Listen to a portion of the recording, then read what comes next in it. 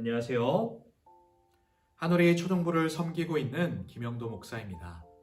오늘 우리에게 주시는 말씀을 통해 하나님의 한량없는 그 은혜 가운데 푹 빠지시는 저와 여러분 되기를 소망합니다. 오늘 말씀은 로마서 6장 1절에서 11절까지의 말씀입니다. 그런즉 우리가 무슨 말을 하리요? 은혜를 더하게 하려고 죄에 거하겠느냐? 그럴 수 없느니라. 죄에 대하여 죽은 우리가 어찌 그 가운데서 더 살리요? 무릇 그리스도 예수와 연합하여 침례를 받은 우리는 그의 죽으심과 합하여 침례를 받은 줄을 알지 못하느냐? 그러므로 우리가 그의 죽으심과 합하여 침례를 받음으로 그와 함께 장사되었나니 이는 아버지의 영광으로 말미암아 그리스도를 죽은 자 가운데서 살리심과 같이 우리 또한 새 생명 가운데서 행하게 하려 함이라. 만일 우리가 그의 죽으심과 같은 모양으로 연합한 자가 되었으면 또한 그의 부활과 같은 모양으로 연합한 자도 되리라. 우리가 알거니와 우리의 옛사람이 예수와 함께 십자가에 못 박힌 것은 죄의 몸이 죽어 다시는 우리가 죄에게 종로로 타지 아니하려 함이니 이는 죽은 자가 죄에서 벗어나 의롭다 하심을 얻었음이라. 만일 우리가 그리스도와 함께 죽었으면 또한 그와 함께 살 줄을 믿노니 이는 그리스도께서 죽은 자 가운데서 살아나셨음에 다시 죽지 아니하시고 사망이 다시 그를 주장하지 못할 줄을 알미노라. 그가 죽으심은 죄에 대하여 단번에 죽으심이요 그가 살아계심은 하나님께 대하여 살아계심이니 이와 같이 너희도 너희 자신을 죄에 대하여는 죽은 자요 그리스도 예수 안에서 하나님께 대하여는 살아있는 자로 여길지어다. 제가 한국에서 대전 침례신학대학교를 다닐 때 학교 축제 가운데 위드 마라톤이라는 것이 있었습니다. 이 위드 마라톤은 조금 다른 것이 지역 사회에 있는 장애인 친구들과 함께 뛰는 마라톤이었습니다. 저는 특별히 휠체어를 타고 있는 친구와 팀이 되었는데요. 이 친구와 함께 대화를 나누고 또 함께 뛰고 밀어주면서 이 친구가 밝게 웃는 모습이 너무나 좋게 다가왔습니다. 다 끝나고 너는 뭐가 제일 좋았니? 라고 얘기를 했을 때 이 친구의 대답이 저의 마음을 뭉클하게 했던 적이 있습니다. 저는 뛸 수 없는데 형 때문에 이 뛰는 기분을 가질 수 있어서 너무 좋았어요 라는 대답이었습니다. 우리에게는 영적인 죄의 장애가 있습니다. 우리가 스스로 이것을 해결하려고 해도 어떻게 해결할 수 없음은 우리는 알고 있습니다. 하지만 예수님과 함께할 때 이 모든 것은, 이 죄는 장애가 되지 않는다는 것을 우리는 알고 있습니다. 오늘 말씀의 주제는 바로 그리스도와 함께입니다. 바울은 로마서 6장으로 들어와서 이제 믿은 후에 성도들이 성화의 삶을 어떻게 그리스도와 함께 살아갈지를 설명해 주고 있습니다. 첫 번째로 우리가 알아야 할 것은 우리는 그리스도와 함께 죄에 대하여 죽은 존재라는 것입니다. 그런즉 우리가 무슨 말을 하리요? 은혜를 더하게 하려고 죄에 거하겠느냐? 그럴 수 없느니라. 죄에 대하여 죽은 우리가 어찌 그 가운데 더 살리요? 바울은 5장 20절 말씀에 죄가 더한 곳에 은혜가 넘친다라는 표현을 하고 있습니다. 우리가 은혜를 넘치게 하려고 죄를 막 지어야 할까요?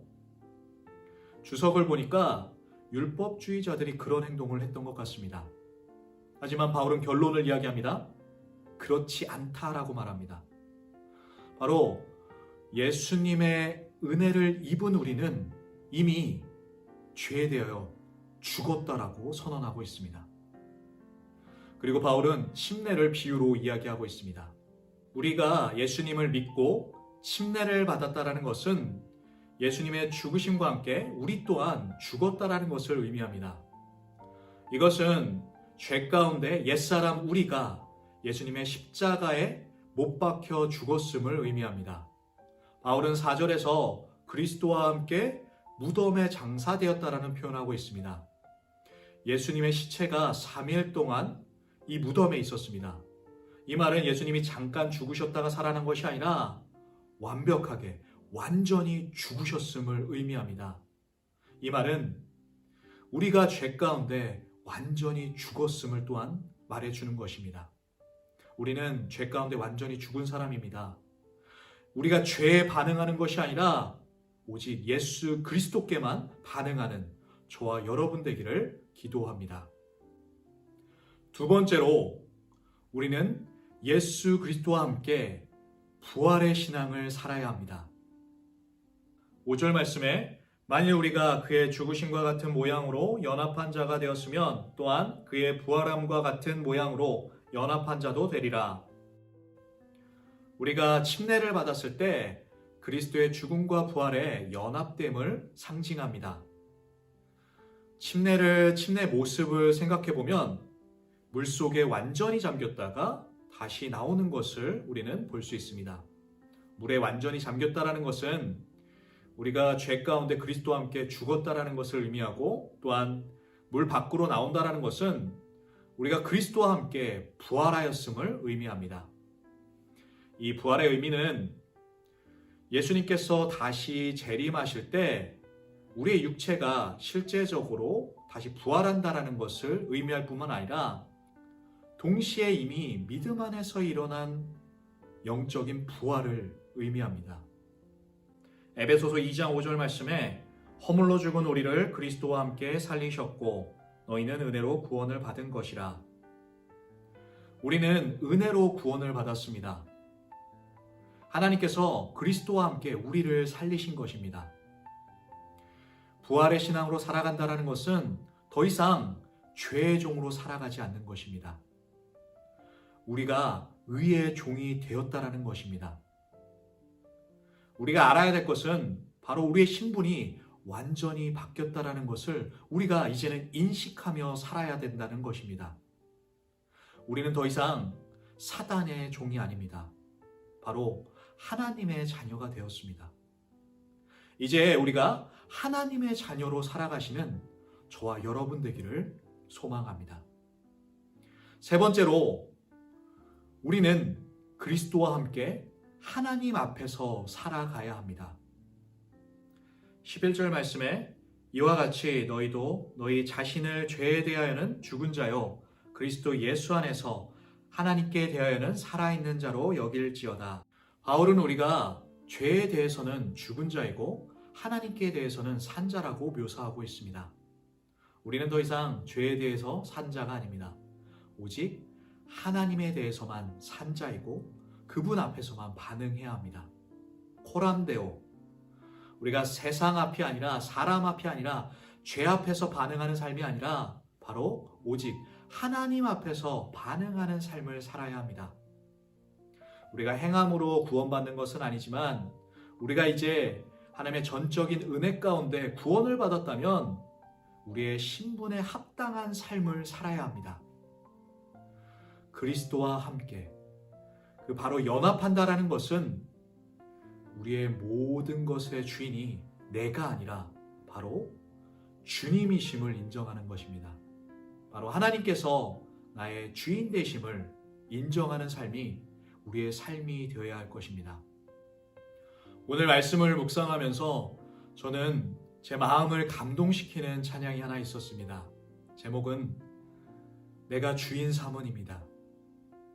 내가 주인 삼은 모든 것 내려놓고 내 주 대신 주 앞에 나가 내가 사랑했던 모든 것 내려놓고 주님만 사랑해. 오늘 말씀 가운데 여전히 죄의 장애를 버리지 못하는 것이 아니라 예수님과 함께 연합하여 하나님 앞에 그분만을 주임 삼는 저와 여러분 되기를 기도합니다.